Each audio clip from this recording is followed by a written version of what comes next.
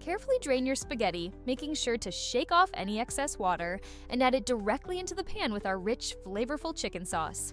Listen to that satisfying sizzle as the hot pasta meets the warm sauce. It's the moment when everything comes together.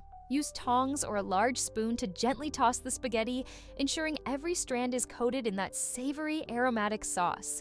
Take your time here, folding the pasta into the sauce until the chicken, vegetables, and herbs are evenly distributed.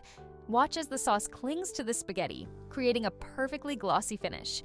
Doesn't this look absolutely irresistible? This is comfort food at its finest. Now, it's time to serve up this delicious chicken spaghetti recipe.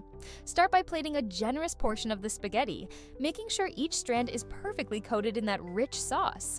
Drizzle a little olive oil over the top for that glossy finish, then sprinkle fresh parsley and coriander for a vibrant touch of color and flavor.